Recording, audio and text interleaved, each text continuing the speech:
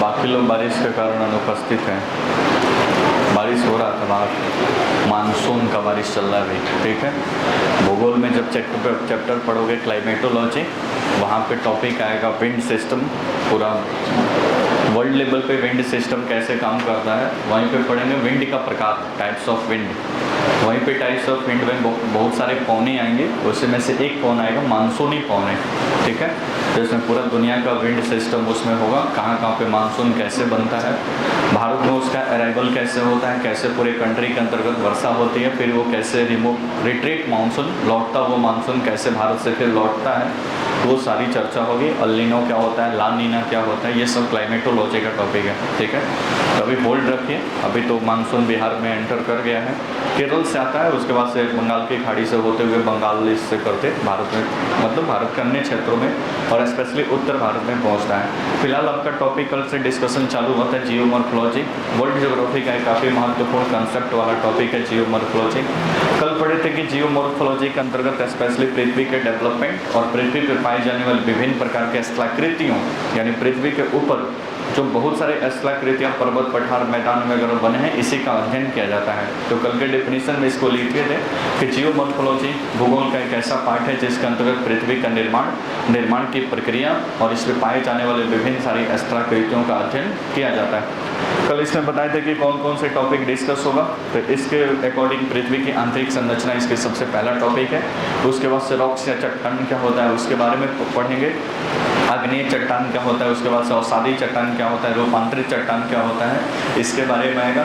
महाद्वीपीय विस्थापन सिद्धांत, कॉन्टिनेंटल ड्रिफ्ट थ्योरी इसको बोलते हैं। महाद्वीपीय विस्थापन सिद्धांत के अंतर्गत जो सातों कॉन्टिनेंट अभी आपको दिख रहे हैं, वो सातों कॉन्टिनेंट किस तरह से फॉर्मेट हुए हैं, तो इसमें अल्फ्रेड वेगनर का ये सिद्धांत है, थोड़ा सही थोड़ा गलत, तो इसके बारे में देखेंगे। उसके बाद से समुद्र अंतः स्थल प्रसरण सिद्धांत, अटलांटिक महासागर में कटक बता रहे थे, उसी समय बताए थे कि बीच से मैग्मा निकलता है और अटलांटिक महासागर दो भागों में बढ़ रहा है, मतलब एक साइड और दूसरे साइड में, और अटलांटिक महासागर का लगातार विस्तार हो रहा है। तो इसको भी साइंट जियोग्राफर्स ने बताया था, तो ये भी थ्योरी थोड़ा बहुत देखेंगे।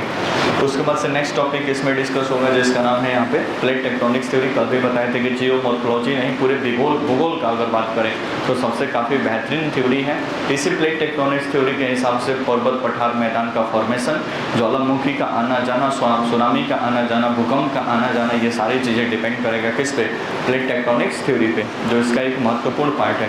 उसके बाद से पृथ्वी के अंदर से लगने वाले कुछ बल को हम बोलते हैं अंतर्जात बल, और पृथ्वी के बाहर से लगने वाले कुछ बल को बोलते हैं बहिर्जात बल। तो दोनों के बारे में समझेंगे, दोनों का क्या इम्पैक्ट पड़ता है उसके बारे में भी जानकारी हासिल होगा।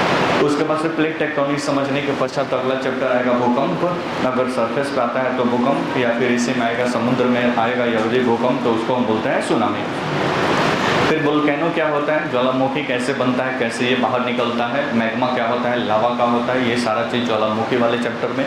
ज्वालामुखी का अलग अलग प्रकार, सुसुप्त ज्वालामुखी, प्रसुप्त ज्वालामुखी, सक्रिय ज्वालामुखी, दुनिया के किस क्षेत्र में ज्वालामुखी का क्या रेंज है, इसको भी देखेंगे। उसके बाद से पर्वत पठार मैदान और विविध कुछ मिसलेनियस इस टॉपिक से बातें होंगी, उस पर चर्चा करेंगे। कल की क्लास में कुछ बात होता है कि पृथ्वी की आंतरिक संरचना, पृथ्वी की आंतरिक संरचना के बारे में जानकारी क्यों हासिल करना है, तो पृथ्वी के बाह्य सतह पर, मान लो कि ये पृथ्वी है, तो इस पृथ्वी के बाह्य सतह पे कोई भी एक्टिविटी हो, इस बाहरी भूपृष्ठ के ऊपर कोई भी घटना घटित होता है, चाहे वो भूकंप आए, चाहे ज्वालामुखी आए, चाहे कहीं पे भूकंप आए, चाहे ज्वालामुखी आए, या कहीं पे माउंटेन बन रहा है, या कोई कुछ ऐसी कोई भी घटनाएं पृथ्वी पे घटित हो रही है, तो उसका कहीं ना कहीं रीजन छिपा है कहाँ, पृथ्वी के अंदर। तो सबसे पहले जियोग्राफर्स ने ये पता लगाने का प्रयास किया कि पृथ्वी के आंतरिक भाग में क्या कुछ है, इसकी जानकारी हासिल कर लिया जाए तो बाह्य पृथ्वी के बाहरी भाग पर होने वाले घटनाओं का अच्छा से अध्ययन किया जा सकता है। जैसे मान लो कि पृथ्वी के आंतरिक भाग के बारे में जानकारी होगी कि कहाँ पे कौन सा प्लेट है, कैसे वो टकराते हैं, तो इतना अंदाजा लग जाएगा कि कौन कौन सा ऐसा जोन है जहाँ पर दो प्लेटें टकराती हैं और जहाँ पे भूकंप आता है। तो मानव यह अनुमान लगा लेगा कि कहाँ कहाँ पे भूकंप आने की संभावना है और कहाँ कहाँ पे भूकंप आने की संभावना नहीं है। अगर किसी महासागर या सागरीय क्षेत्र के अंतर्गत कहीं दो प्लेट टकरा रहे हैं तो फिर वहाँ पे सुनामी आने की संभावना हो जाएगी, क्योंकि वहाँ पे जो भूकंप आएगा तो बहुत सारे तेज लहरें समुद्र की लहरें या महासागरीय लहरें यहाँ से काफ़ी तेज़ी से उठकर उस तट से टकराएंगे, जिसको सुनामी कहा जाता है। तो जब तक ये पता ही नहीं रहेगा कि कौन सा प्लेट किधर टकरा रहा है, तो फिर मानव ये अनुमान नहीं लगा पाएगा, बहुत सारे नुकसान उसको झेलने को मिल जाएगा। इसलिए सबसे पहले मानव ने दिमाग लगाया कि पहले आंतरिक भाग में क्या है उसके बारे में जानकारी हासिल कर लिया जाए। तो आंतरिक भाग में जानकारी हासिल करने के लिए कल भी डिस्कस हुआ था कि दो प्रकार के स्रोत हैं हमारे पास। कितने भाई? दो। एक को बोलते हैं प्रत्यक्ष स्रोत, एक को बोलते हैं कि प्रत्यक्ष स्रोत है, और दूसरे को बोलते हैं कि क्या स्रोत है भाई? अप्रत्यक्ष स्रोत है। अप्रत्यक्ष स्रोत है। किसी भी चीज़ की जानकारी हासिल करना है तो प्रत्यक्ष स्रोत कभी भी बेहतर रहता है, क्योंकि एकदम मतलब ये सटीक जानकारी उपलब्ध कराता है। हालांकि इसमें भी कमियां हो सकती है, जैसे इनसे कोई इन्फॉर्मेशन प्राप्त करना है तो हम डायरेक्ट इन्हीं से पूछ लें इनके बारे में कोई इन्फॉर्मेशन, तो बोलेगा कि प्रत्यक्ष स्रोत है, इनसे हमने इन्फॉर्मेशन क्या कर लिया, प्राप्त कर लिया, लेकिन हमसे मिल नहीं रहे हैं, तो किसी दूसरे व्यक्ति से इनके बारे में इन्फॉर्मेशन पूछेंगे तो हो सकता है कि कोई दूसरा व्यक्ति इनके बारे में कुछ उल्टा सीधा कुछ अलग अलग बातें भी बता दे। तो दूसरा जो बताया वो क्या है? अप्रत्यक्ष स्रोत है। तो अप्रत्यक्ष स्रोत पे ज़्यादातर विश्वास नहीं होगा हमको, क्योंकि किसी दूसरे व्यक्ति ने बताया है, लेकिन प्रत्यक्ष इनसे भेंट मुलाकात होकर बातचीत हो जाएगा तो बात मतलब ज़्यादा वो ऑथेंटिक होगा। इसलिए प्रत्यक्ष स्रोत थोड़ा सा ज़्यादा मतलब वैल्यू रखता है अपेक्षाकृत किसके? अप्रत्यक्ष स्रोत है। प्रत्यक्ष स्रोत में अगर बात करें कि इसमें क्या क्या शामिल किया जा सकता है, तो इसमें से सबसे पहला शामिल किया जाता है खनन। ठीक है, और एक दूसरा खनन। अब खनन कैसे? आपको कल ही बताए थे कि जो पृथ्वी की त्रिज्या है, पृथ्वी की ये मान लो कि आपका अर्थ है, तो पृथ्वी की त्रिज्या कल ही बताए थे कि सेंटर से लेकर फिर 6371 किलोमीटर है इस पृथ्वी की त्रिज्या। कहीं कहीं पे 370 भी दिया हुआ है, उसको नहीं मतलब करना है। तो पृथ्वी की त्रिज्या है 6371। अब यहाँ से लेकर यहाँ तक के बारे में जानकारी हासिल करना है, यहाँ से लेकर यहाँ तक के बारे में। तो कल भी हमने आपको बताया था कि दो मतलब एक तो आप दिमाग लगा रहे हो कि सर खुदाई करके यहाँ से सेंटर तक पहुँचा जा सकता है, लेकिन खुदाई नहीं किया जा सकता है क्योंकि अंदर जाने पे तापमान बढ़ता है। ऐसा क्यों, कैसे पता चला? तो पता चलने का एक माध्यम ये है कि आप जाओगे साउथ अफ्रीका, मान लो कि आपका ये पूरा पृथ्वी है जहाँ पे यहाँ पे अफ्रीका है, अफ्रीका यहाँ पे जहाँ पे जाओगे तो एक कंट्री मिलेगा जिसका नाम है दक्षिण अफ्रीका या साउथ अफ्रीका। वहाँ पे जो सोने के खाने हैं, सोने के खाने जहाँ से खुदाई करके सोने और डायमंड्स वगैरह निकाले जाते हैं, ये सोने के खाने लगभग 3 से 4 किलोमीटर तक यहाँ पे खुदाई की गई है, 3 से 4 किलोमीटर तक। तो कम से कम मानव को तो इतना पता है कि ना 3 से 4 किलोमीटर तक क्या कंडीशन है, क्योंकि वहाँ पे तो मानव खुदाई किया, खुदाई करके उन चीज़ों को पता लगाया है। बोलो ना जैसे अब 3-4 किलोमीटर तक जाने पे मतलब खुदाई के बाद पता चला कि जैसे हम 32 मीटर नीचे जाते हैं टेम्परेचर 1 डिग्री क्या हो जाता है? बढ़ जाता है। क्यों? क्योंकि 3-4 किलोमीटर जब नीचे गया मतलब 3-4 किलोमीटर, तब ये बातें पता चल गई।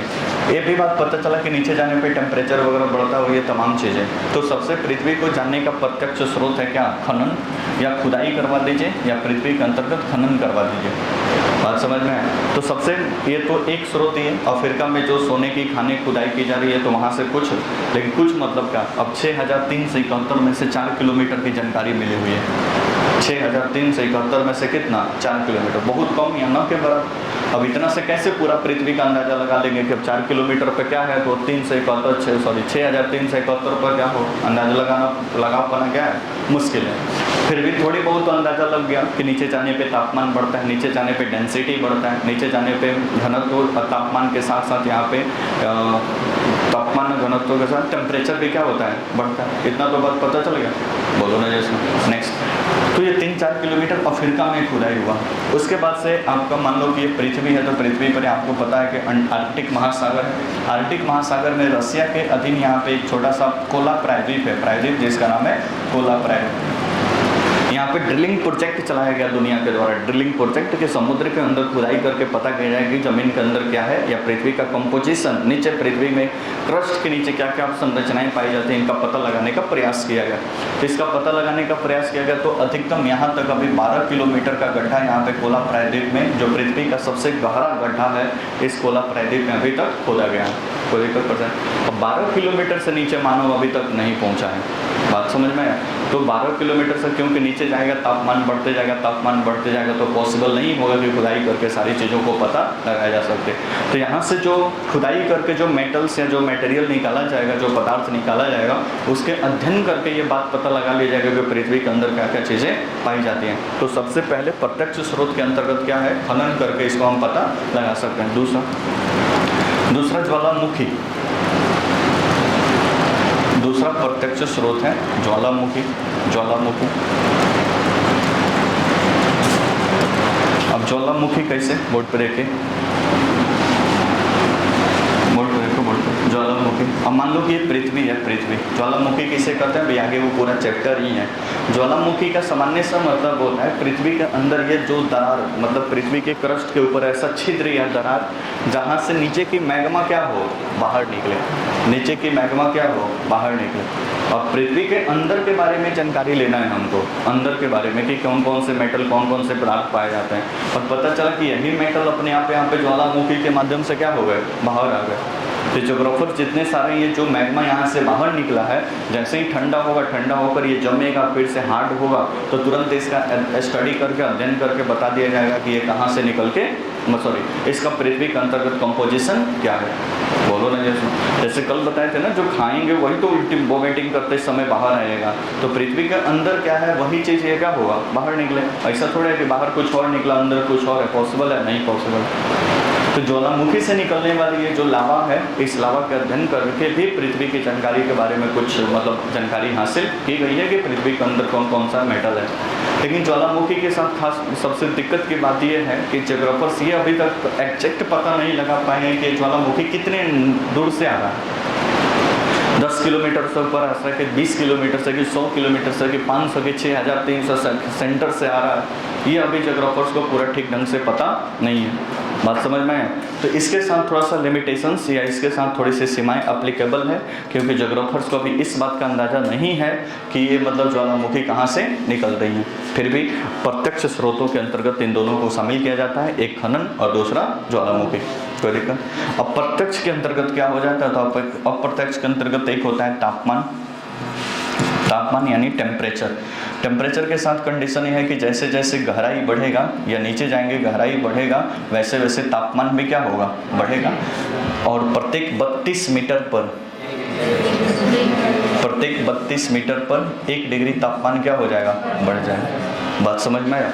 लेकिन ये पूरा पैरेलल ऐसा नहीं कि प्रत्येक 32 में ही 1 डिग्री टेम्परेचर बढ़ जाएगा, कि सेंटर तक जाते जाएं तो आप बताओ 6371 है सेंटर तक की लंबाई, वहाँ तक तो 32 एक डिग्री बढ़ते जाए तो पता चला कि कई लाख सेंटीग्रेड तापमान बढ़ गया, पृथ्वी अपने में ही गल फल के क्या हो गया, खत्म हो गया। तो ऐसा पूरी रेगुलर नहीं है, सेंटर तक नहीं बढ़ता है। सामान्यतः 400 जो एस्थेनोस्फीयर है, आगे समझेंगे एस्थेनोस्फीयर और लिथोस्फीयर, एस्थेनोस्फीयर तक ही ऐसी घटनाएं देखने को मिलती है कि प्रत्येक 32 मीटर पर 1 डिग्री तापमान क्या होता है, बढ़ता है। और 400 मीटर एस्थेनोस्फीयर में जाने पे ये लगभग 19 डिग्री सेल्सियस तक इसका तापमान क्या हो जाता है, बढ़ जाता है। बात समझे? उसके नीचे जैसे जैसे पहुंचते जाएंगे तापमान 32 मीटर पर 1 डिग्री नहीं बढ़ेगा, 100 किलोमीटर 200 किलोमीटर काफ़ी दूर दूर जाने के बाद से 1 डिग्री तापमान क्या होगा, बढ़ेगा। क्यों ऐसा? क्यों कि नीचे जाओगे तो कुछ रेडियो एक्टिव सब्सटेंस पाए जाते हैं, रेडियो धर्मी पदार्थ पाए जाते हैं एस्थेनोस्फीयर के अंतर्गत, जहाँ से बड़े पैमाने पर एनर्जी निकलती है। और जो एनर्जी यहाँ से निकलती है ना, तो इस क्षेत्र में तापमान कोई भी क्या कर देती है, बढ़ा देती है। इसलिए यहाँ पे नीचे जाने पर तापमान क्या होता है, बढ़ता है, पहली बात। दूसरा अप्रत्यक्ष स्रोत के अंतर्गत ही, इसको चालू करो। दूसरा अप्रत्यक्ष स्रोत के अंतर्गत ही घनत्व। क्या भाई? घनत्व, डेंसिटी। अब डेंसिटी के साथ भी वही कंडीशन है कि जैसे जैसे गहराई बढ़ेगा डेंसिटी, अच्छा तीनों को एक डेंसिटी, घनत्व भी क्या होता जाएगा, बढ़ते जाएगा। क्योंकि जैसे जैसे दाब बढ़ेगा नीचे, दाब प्रेशर, दाब बढ़ेगा, एक तीसरा इसका है दाब, गहराई के साथ साथ दाब भी क्या होता जाएगा, बढ़ता जाएगा। ये कैसे? मान लो कि कुछ सामान लेते हैं, अब इस पे जैसे जैसे दबाव लगाते जाओगे, मान लो कि एक पेज ये लिए, एक पेज, तो पूरी तरह से इसका घनत्व तो बहुत कम है, लेकिन इसको जैसे जैसे प्रेशर इस पर क्रिएट करते जाएंगे, दबाव बढ़ाते जाएंगे, इसका घनत्व तो क्या हो जाएगा, कम होते जाएगा। तो जाहिर सी बात है कि जैसे जैसे प्रेशर बढ़ता है, डेंसिटी भी क्या होता है, बढ़ता है, घनत्व भी क्या होता है, बढ़ता है। इसका डेंसिटी और क्या होगा, बढ़ते जाएगा। घनत्व मतलब कि किसी क्षेत्र विशेष में रखे हुए चीज कितना एक दूसरे के करीब है, इसको हम क्या बोलते हैं, डेंसिटी या घनत्व। बात समझ में आए? पहली बात तो तापमान भी बढ़ेगा नीचे जाने पे, घनत्व को भी बढ़ेगा, और प्रेशर भी क्या होगा, इंक्रीज होगा जैसे जैसे नीचे जाएंगे। यानी अगर बात करें तो पृथ्वी के सरफेस के ऊपर सबसे कम घनत्व और सबसे सेंटर में ज़्यादा घनत्व, सबसे कम तापमान सरफेस के ऊपर, सबसे ज़्यादा तापमान केंद्र के ऊपर, सबसे ज़्यादा कम दाब कहाँ पे, सरफेस के ऊपर, और सबसे ज़्यादा दाब कहाँ पे, सेंटर। बात समझ में? तो ये बात समझ गए कि टेम्परेचर, अच्छा टेम्परेचर और दाब के बीच भी एक रिलेशन होता है। कल इसको बताने का प्रयास है। टेम्परेचर भी बढ़ता है, मतलब देख रहे हैं कि हम नीचे पृथ्वी के सरफेस के अंदर जा रहे हैं तो टेम्परेचर भी बढ़ रहा है और साथ ही साथ प्रेशर भी क्या हो रहा है, बढ़ रहा है। लेकिन जब यही बात हम पृथ्वी पे क्लाइमेटोलॉजी पढ़ाएंगे तो क्लाइमेटोलॉजी में ये पढ़ेंगे कि जैसे जैसे टेम्परेचर बढ़ता है तो प्रेशर क्या होता है, कम होता है। अब दोनों में अंतर है। अब ये कंडीशन कब लागू होगा, जब भी कोई भी बंद पार्टिकल के अंतर्गत कोई बात होगा। जैसे मान लो कि कुकर, खाना बनता है तो उसमें क्या होता है, एक बंद है, बंद। जैसे जैसे तापमान बढ़ता है अंदर प्रेशर बढ़ता है, बात समझ में। लेकिन अगर ओपन बात किया जाए, ओपन, वो बंद कुकर नहीं रहेगा तो जैसे जैसे तापमान बढ़ाएंगे प्रेशर यहाँ पे क्या होता जाएगा, कम। उसी का अपोजिट कर लेंगे। तो पृथ्वी के अंदर भी क्लोज सिस्टम है, क्लोज पेपर। पृथ्वी जो है तो ऊपर से ढकी हुई है ना क्रस्ट के माध्यम से, तो इसलिए जैसे जैसे यहाँ पे टेम्परेचर बढ़ता जाएगा प्रेशर इसका भी क्या होता जाएगा, इंक्रीज होता जाएगा। लेकिन पृथ्वी के सरफेस पे जब क्लाइमेटोलॉजी पढ़ेंगे तो वहाँ पे समझेंगे कि जैसे जैसे टेम्परेचर बढ़ता है तो प्रेशर बढ़ता नहीं है, क्या है, घटता है। बात समझे ना? ये बाई डॉग वाले चैप्टर में आएगा। तो अप्रत्यक्ष स्रोतों के अंतर्गत एक तीसरा स्रोत है क्या, प्रेशर। इससे भी कुछ अंदाजा लगाएगा कि कहाँ पे दाब ज़्यादा है, कहाँ पे घनत्व ज़्यादा है, कहाँ पे कम है। तो घनत्व कम ज़्यादा पता चल गया तो इतना तो पता चलेगा कि पृथ्वी के सरफेस के ऊपर सबसे कम घनत्व है। तो सबसे कम घनत्व है तो जितने सारे हैवी मटेरियल, मतलब लाइट हैवी मटेरियल होगा, यानी कम भारी चीज़, वो सब कहाँ पे रहेगा, सरफेस पे, क्योंकि उसका घनत्व क्या है, कम है। और जो सबसे ज़्यादा घनत्व जैसे लोहा वगैरह है वो सब कहाँ पे रहेगा, केंद्र पे। बात समझ में आ रहा है ना? बोलो ना जैसा। तो इससे तो अंदाजा लगा गया ना कि डेंसिटी, आपको पता है कि नीचे जाने से घनत्व क्या होता है, बढ़ता है। तो ऊपर जितना हल्का पदार्थ होगा वो सब ऊपर होगा और जितना भारी पदार्थ होगा वो सब क्या होगा, नीचे। सिंपल सा लॉजिक है। एक बार दोबारा सोचो, मान लो कि एक बाल्टी में पानी है, पानी को ऐसे घुमाओ और उसमें 3-4 चीज़ें डाल दो, कुछ हल्का कुछ भारी, तो जाहिर सी बात है कि घूमते घूमते घूमते घूमते जो भारी चीज़ है वो कहाँ चला जाएगा, नीचे। जो हल्का चीज़ है वो क्या हो जाएगा, ऊपर। जस्ट लाइक पृथ्वी के साथ भी ऐसा ही है। पृथ्वी अपने एक्सिस पे घूम रही है, जब घूम रही है तो शुरुआत में भी कुछ पृथ्वी ऐसा ही था। शुरुआत में जब पृथ्वी घूमी, जितने सारे कम हैवी मटेरियल थे वो सब पृथ्वी के सरफेस पर, जितने भारी थे वो सब कहाँ पे चलेगा, पृथ्वी के केंद्र में। बात समझ में आया? तीनों अप्रत्यक्ष स्रोतों के अंतर्गत इसको काउंट किया जाता है। अप्रत्यक्ष स्रोत के अंतर्गत एक भूकंप को भी शामिल कर लिया जाता है। भूकंप से भी कुछ आइडिया लगता है, क्योंकि भूकंप में आगे पढ़ेंगे P wave, S wave, L wave, ये अलग अलग प्रकार के वेव हैं जो अलग अलग माध्यम में ये संचालित होती हैं। तो पृथ्वी के कुछ ऐसे एरिया हैं जहाँ पर P wave, S wave side क्या होती है, तो ये इनका मतलब उपस्थिति दर्ज नहीं की जाती है। तो इसके आधार पे भी कुछ अंदाजा लगाया गया है कि भूकंप के आधार पे भी पृथ्वी की आंतरिक संरचना जानने की कोशिश की गई है।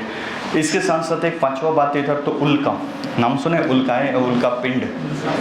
उल्का पिंड, अब देखो ब्रह्मांड की उत्पत्ति के समय जब बात हुआ था कि बिग बैंग थ्योरी, चलाओ ना फैन वहाँ पे, एक दो चलाओ, यहाँ पे इसको चलाओ।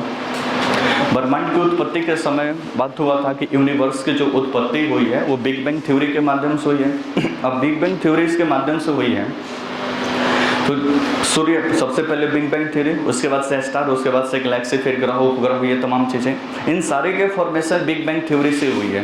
तो उल्का जो पृथ्वी या ग्रह बना है उसी समय उल्का और उल्का पिंड ये सब भी बने हुए हैं। बोलो ना जैसे। अच्छा, पृथ्वी के अंदर जाकर जानकारी नहीं ले सकते हैं, लेकिन मान लो कोई उल्का आकर पृथ्वी पे गिर गया, उल्का आकर पृथ्वी पे गिर गया तो वो तो पृथ्वी के सदृश है ना, पृथ्वी के समान ही है। जैसे ग्रह बना है वैसे उल्का भी बना हुआ है। बहुत एग्जैक्ट नहीं, लेकिन अनुमान तो लगाया जा सकता है ना। ये अप्रत्यक्ष स्रोत है ना, एग्जैक्ट तो नहीं बताएगा लेकिन अनुमान पे ही क्या है, आधारित है। तो कोई उल्का ऐसा पृथ्वी पर आ गया, गिर गया, उस उल्का पिंड के अध्ययन करके भी इस बात को पता लगाया जाएगा कि पृथ्वी के आंतरिक भागों में कौन सी संरचनाएं पाई जाती हैं। बात समझ में? तो दो अप्रत्यक्ष प्रत्यक्ष स्रोतों के अंतर्गत दो दिमाग में रखना है, खनन और ज्वालामुखी, और अप्रत्यक्ष स्रोतों के अंतर्गत ये सारी बातें दिमाग में रखना है। बनाइए जल्दी, बनाए थे क्या कल? बनाइए जल्दी जल्दी, थोड़ा बनाइए। किस पे? स्पेस में पृथ्वी पे आता है, उल्का ऊपर आता है, जब नीचे आ जाएगा तो उल्का पिंड बोलते हैं उसको। थोड़ा फास्ट लिखिए, फास्ट, क्योंकि वीडियो रिकॉर्डिंग में भी शामिल हो रहा है आपका लिखा पढ़ी वाला।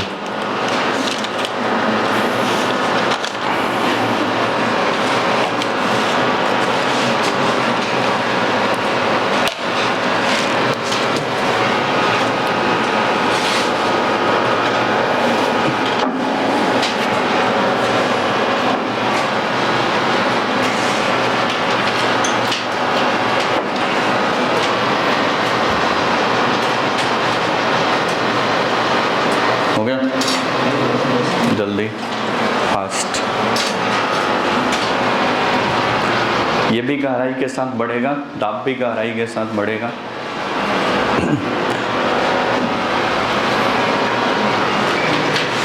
इसमें कौन कौन ऐसा है जो 7 बजे इकोनॉमिक्स के क्लास में भी था? हाथ उठाओ तो ये थोड़ा। और 8 बजे पॉलिटी वाले में भी था, 7 बजे और 8 बजे दोनों पढ़ लिया है। अब मैथ कौन पढ़ेगा? हाथ उठा रहे हो इतना ऊंचा। गांव के लोग आएंगे मैथ पढ़ने के लिए। 10 बजे इसमें से करते हो मैथ? 10 बजे वाले तो 10 बजे वाले करेंगे, बाकी वो 7 बजे से 3 घंटा जीके 3 को पढ़ते पढ़ते दिमाग दही बारा हो जाएगा। 2 क्लास एक साथ जैसे करो, एगो मैथ का करो, जरूरी बहुत है। तब सुबह 7 बजे चाहे 8 बजे मैथ का क्लास है वो ज्वाइन कर लो। नहीं तो हिस्ट्री, नहीं तो पॉलिटी ठीक से पढ़ पाओगे ना, इकोनॉमिक्स तो ऐसे भी नहीं ठीक से पढ़ पाओगे।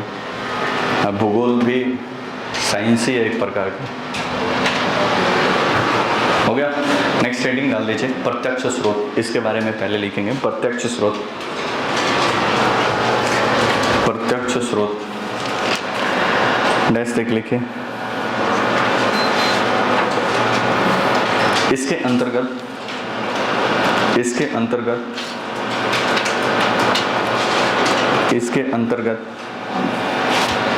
खनन एवं ज्वालामुखी को शामिल किया जाता है। इसके अंतर्गत खनन एवं ज्वालामुखी को शामिल किया जाता है। ज्वालामुखी को शामिल किया जाता है। पूर्ण विराम। हेडिंग डालिए खनन। खनन माइनिंग इसको बोलते हैं। खनन डैश एक लिखो, डैश लिखो। दक्षिण अफ्रीका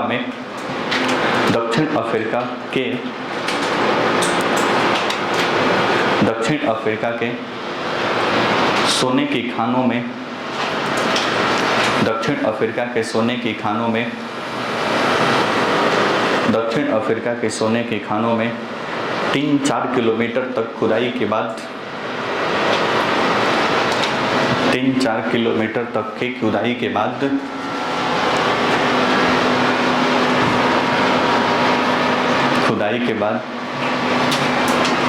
मिले पदार्थों के अध्ययन के पश्चात, खुदाई के बाद मिले पदार्थों के अध्ययन के पश्चात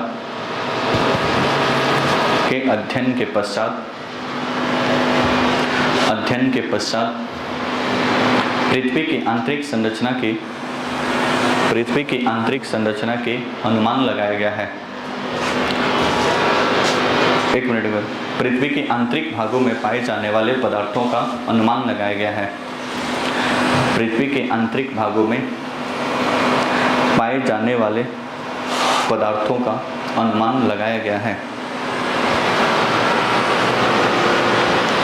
अनुमान लगाया गया है। पूर्ण विराम। Next point. आज तक का सबसे गहरा खनन आर्कटिक महासागर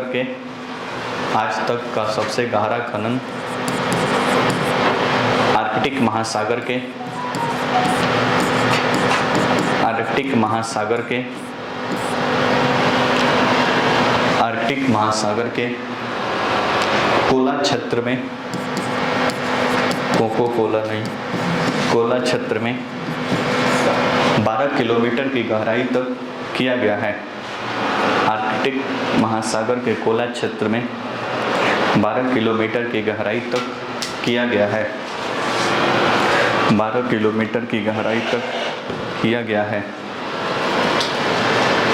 दूसरा लिखे, ज्वालामुखी उद्गार। दूसरा स्रोत ज्वालामुखी उद्गार। ज्वालामुखी उद्गार। ज्वालामुखी उद्गार डैश देख लिखे। ज्वालामुखी उद्गार डैश देखे। ज्वालामुखी उद्गार प्रत्यक्ष जानकारी का एक अन्य स्रोत है। ज्वालामुखी उद्गार प्रत्यक्ष जानकारी का एक अन्य स्रोत है। प्रत्यक्ष जानकारी का एक अन्य स्रोत है। एक अन्य स्रोत है पूर्ण विराम, उसमें लिखे जब कभी भी ज्वालामुखी उद्गार से लावा, जब कभी भी ज्वालामुखी उद्गार से,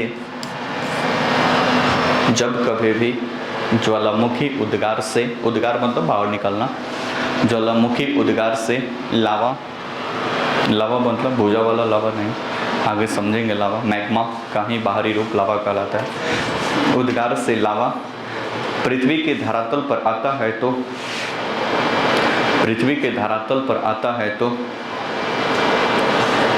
पृथ्वी के धरातल पर आता है तो, धरातल पर आता है तो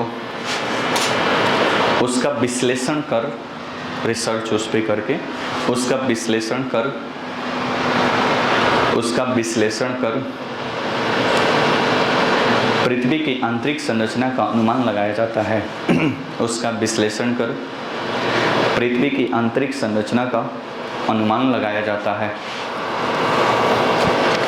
पृथ्वी की आंतरिक संरचना का अनुमान लगाया जाता है, अनुमान लगाया जाता है। पैराग्राफ चेंज करके लेकिन लेकिन लेकिन इस बात का निश्चय कर पाना कठिन है कि, लेकिन इस बात का निश्चय कर पाना कठिन है कि, निश्चय कर पाना कठिन है कि, कठिन है कि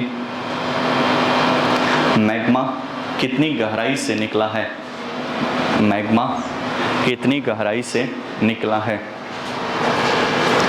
मैग्मा कितनी गहराई से निकला है,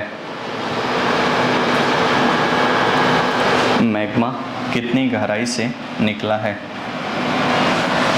बोर्ड देखो, एक चीज आ रहा है मैग्मा और लावा, 2 मिनट समझिए, उसके बाद से आगे ही कंप्लीट आएगा। ये पृथ्वी, आपका पृथ्वी अभी आगे पढ़ेंगे।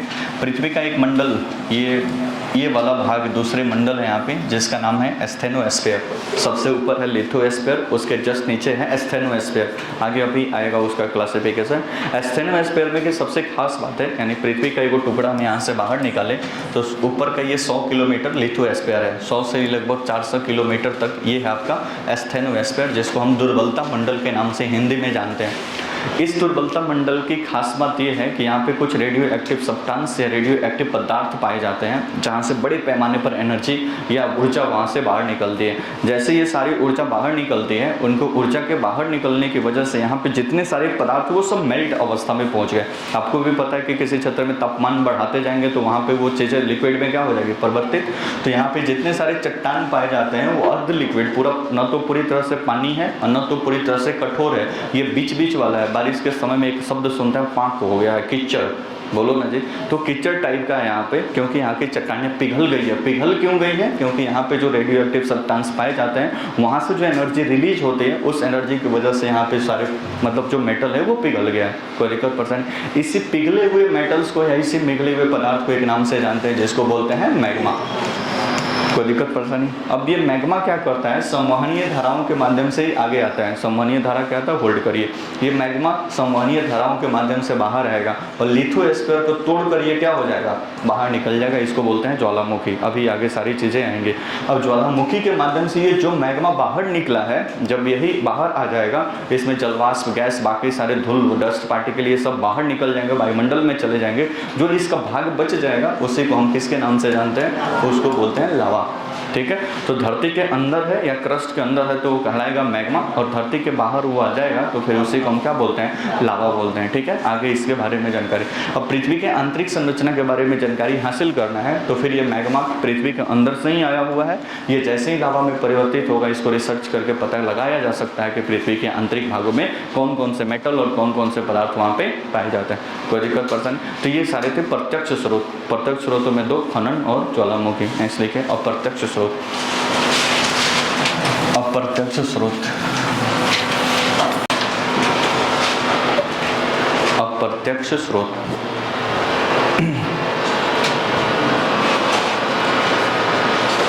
नेक्स्ट लिखे, इसके अंतर्गत, इसके अंतर्गत,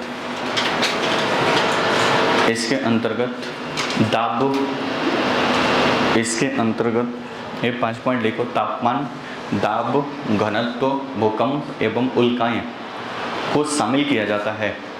इसके अंतर्गत तापमान, घनत्व, दाब, भूकंप, उल्कापिंड इत्यादि को शामिल किया जाता है। इत्यादि को शामिल किया जाता है। शामिल किया जाता है। शामिल किया जाता है।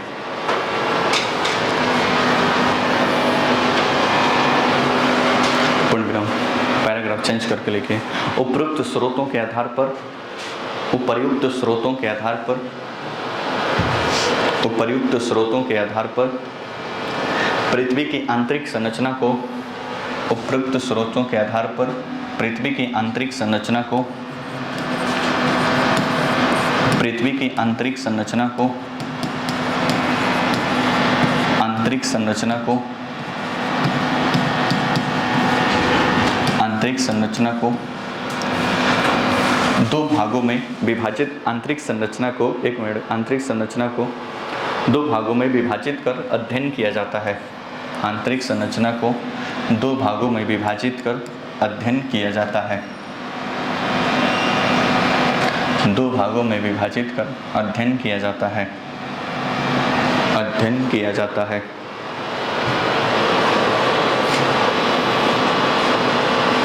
किया जाता है। फ्लो चार्ट बना रहे हैं, बनाइए।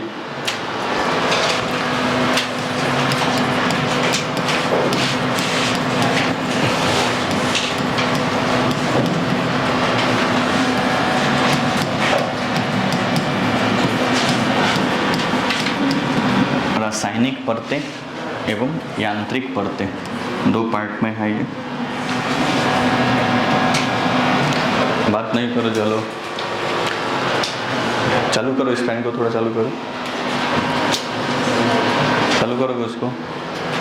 पहला, रासायनिक परतों के हिसाब से दो भागों में इसको बांटा गया है। पहला, सॉरी 3, बंद करो, बंद करो। उधर भी ऑफिस में चालू किया गया, उसको बंद करा दो, बोल दो बाहर हवा खाए।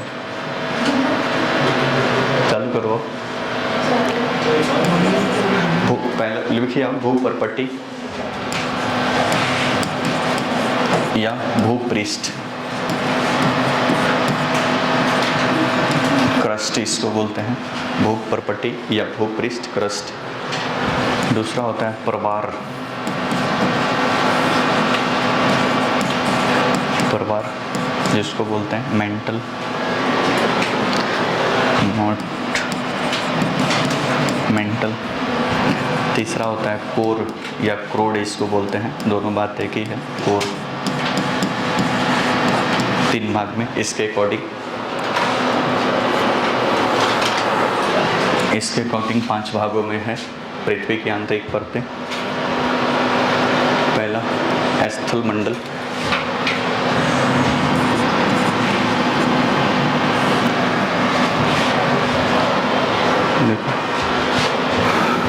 पहला स्थल मंडल, स्थल मंडल, लिथोस्फीयर,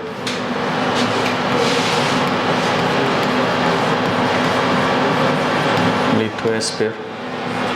दूसरा, दुर्बलता मंडल,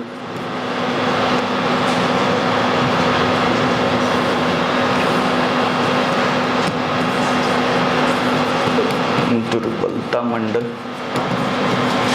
एस्थेनोस्फीयर।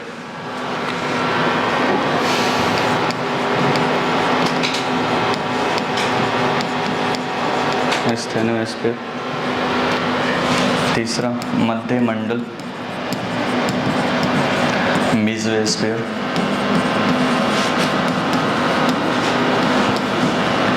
चौथा, बाह्य कोर, बाह्य कोर, आउटर कोर। पांचवा, आंतरिक कोर, आंतरिक कोर यानी इनर कोर।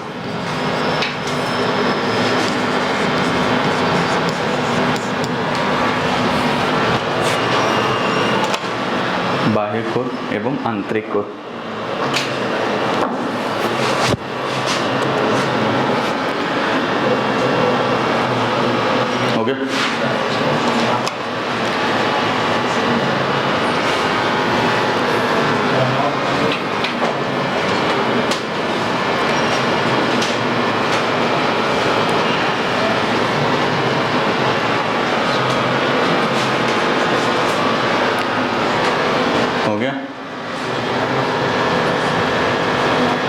दो आधार पे इसको विभाजित किया जाता है। बोर्ड पर देखो, हटाए, बनाओ जल्दी लिखो भाई, आधा लोग लिख लिया, तुम कैसे छूट गए।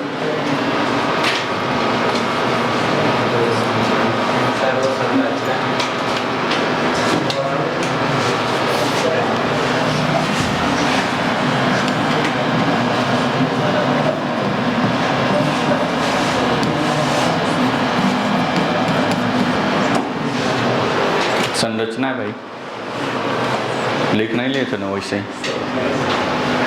कान पकड़ के माफ़ी मांगना पड़ जाएगा, वैसे ही लिख लिया हमने। तो आगे देखो, नेक्स्ट। अब इसको देखो, समझते हैं हम।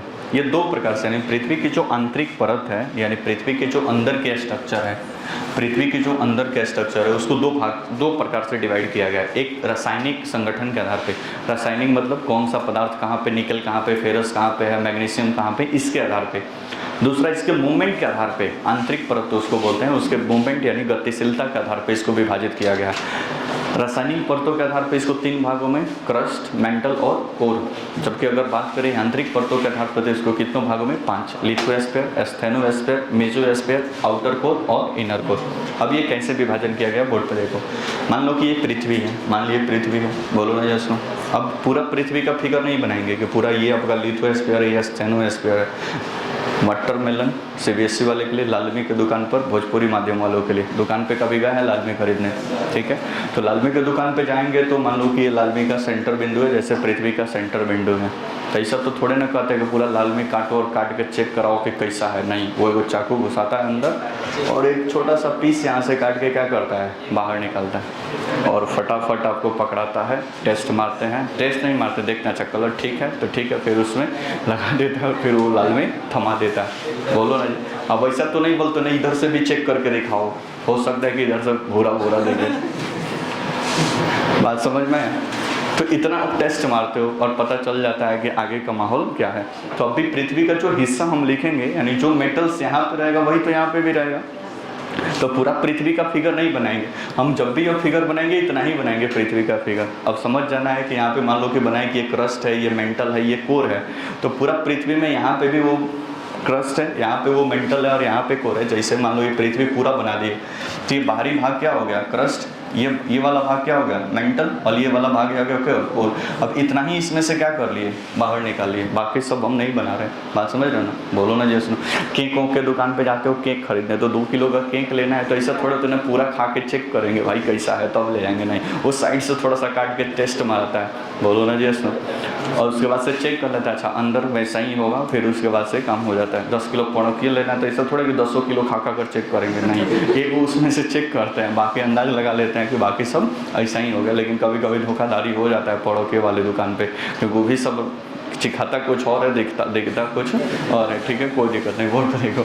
बात समझ में आया? तो पृथ्वी की आंतरिक संरचना को 2 पार्ट्स में, ठीक है, तो इतना भाग ले अगर, तो एक मान लो कि इस प्रकार से, तो 3 भागों में, तो एक ये क्रस्ट और ये मेंटल और ये हो गया कोर। एक दूसरे तरीके से बांटा गया जिसको 5 भाग में, कितने में, 5। तो ये 5 भागों में जो बांटा गया, तो ये हो गया आपका लिथोस्फीयर, ये हो गया आपका स्टेनोस्फीयर, ये हो गया आपका मेसोस्फीयर, ये हो गया आउटर कोर और नीचे वाला हो गया इनर कोर। तो इस तरह से पृथ्वी की जो आंतरिक संरचना है उसको 2 आधारों पर विभाजित किया गया। एक रासायनिक परतों के आधार पर 3 भागों में, और एक यांत्रिक परतों के आधार पर कितने भागों में, 5 भागों में, जिसकी चर्चा यहाँ पे दी गई है। इसको थोड़ा सा जानकारी लेंगे पीटी फैक्ट्स वगैरह के लिए। यहाँ पे ये दोनों स्थल मंडल और दुर्बलता मंडल, पूरा प्लेट टेक्टोनिक्स जो टिका हुआ है थ्योरी या महाद्वीपीय विस्थापन सिद्धांत, यही 2 बिंदु पे है, स्थल मंडल, और स्थल मंडल में ही आगे पढ़ेंगे। स्थल मंडल के जो छोटे छोटे टुकड़े हैं उन्हीं को सामान्यतः प्लेट्स के नाम से जाना जाता है, और ये जितने सारे प्लेट हैं ये सब प्लेट दुर्बलता मंडल के ऊपर क्या हो रहे हैं, फिसल रहे हैं, ठीक है। लेकिन पहले इन तीनों के बारे में पढ़ेंगे, उसके बाद से इन 5 के बारे में पढ़ेंगे, तब जाकर ये टॉपिक फिनिश हो जाएगा, फिर आगे प्लेट विवर्तनिकी सिद्धांत वगैरह आएगा। बात समझ में? तो नेक्स्ट रीडिंग डालिए। भूपरपट्टी या क्रस्ट, यहाँ से शुरू कर रहे हैं। भूपरपट्टी या क्रस्ट, भूपरपट्टी या क्रस्ट।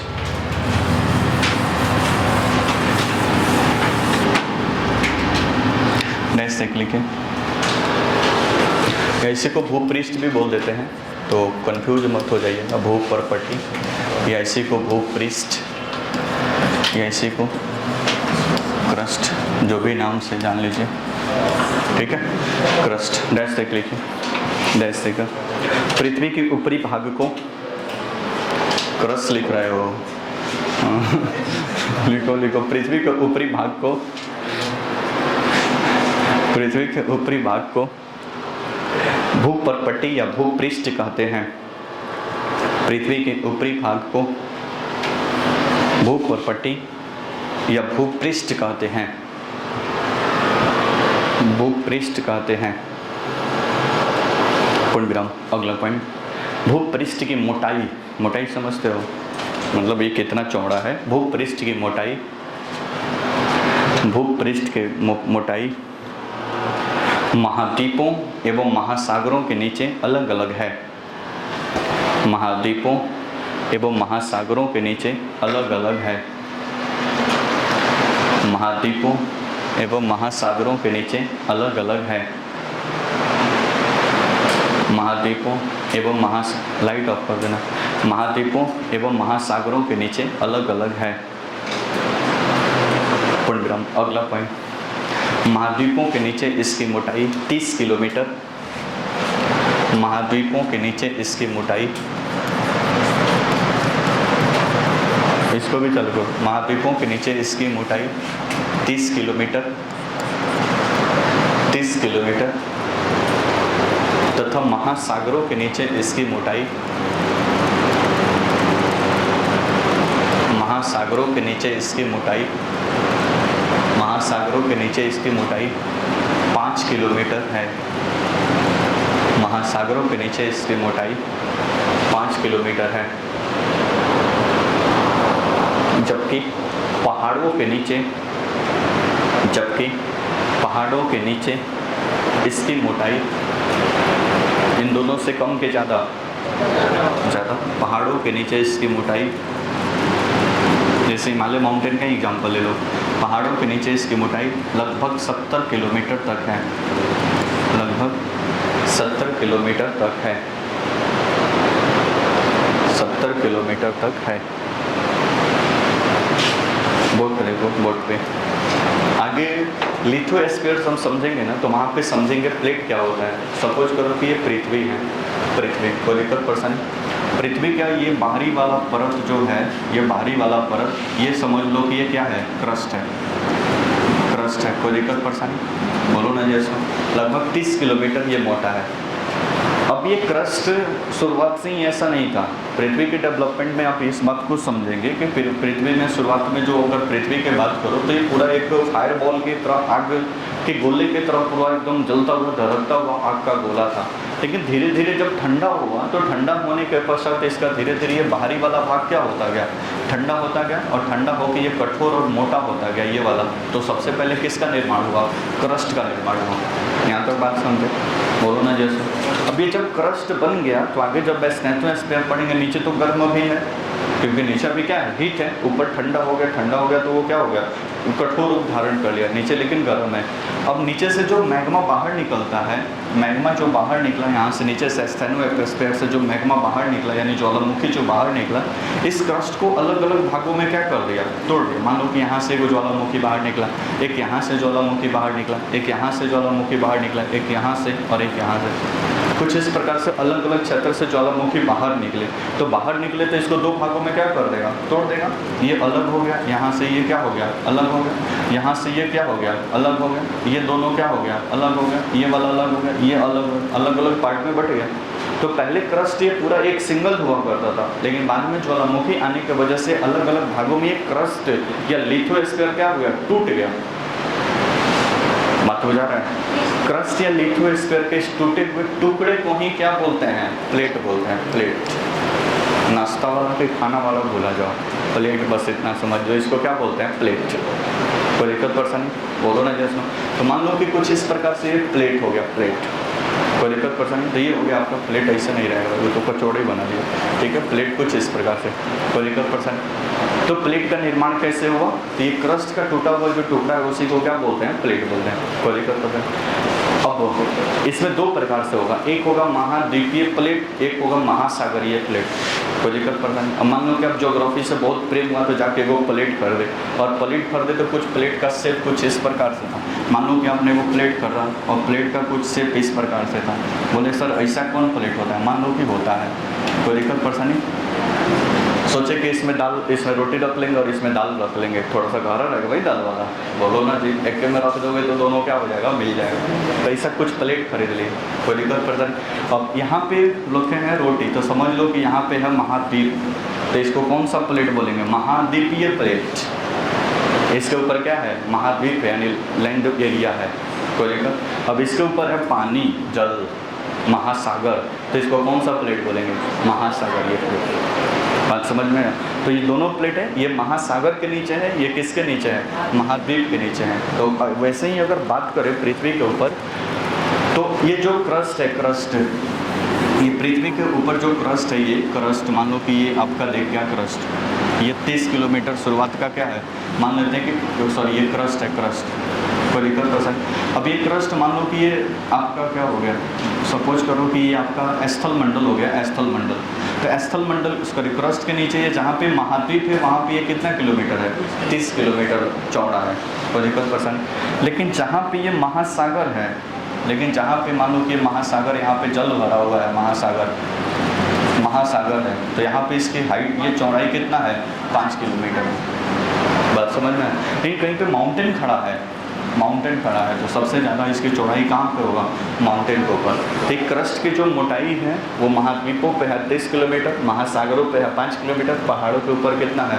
70 किलोमीटर। बाकी किसी किताब का डाटा कंपेयर मत करना, 11th क्लास के NCERT में यही एग्जैक्ट डाटा दिया हुआ है, बहुत कन्फ्यूजन है इस डाटा के ऊपर, फिर भी इसको दिमाग में रखना है। बात समझ में आया?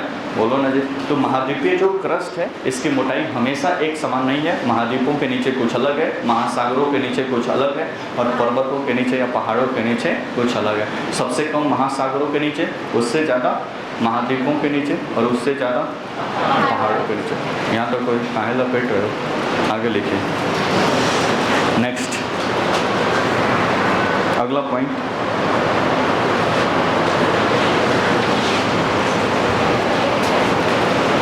भूपृष्ठ मुख्यतः, अगला पॉइंट, भूपृष्ठ मुख्यतः, भूपृष्ठ मुख्यतः सिलिका एवं एल्युमिनियम से निर्मित है।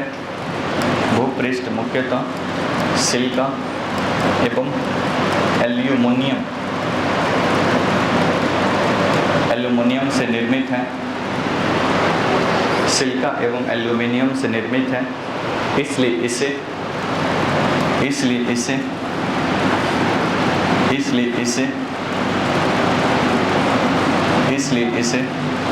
सियाल कहा जाता है, SIAL, इस सिलिका प्लस एल्युमिनियम, इसलिए इसे सियाल कहा जाता है। कोई महत्वपूर्ण कॉल आ गया था?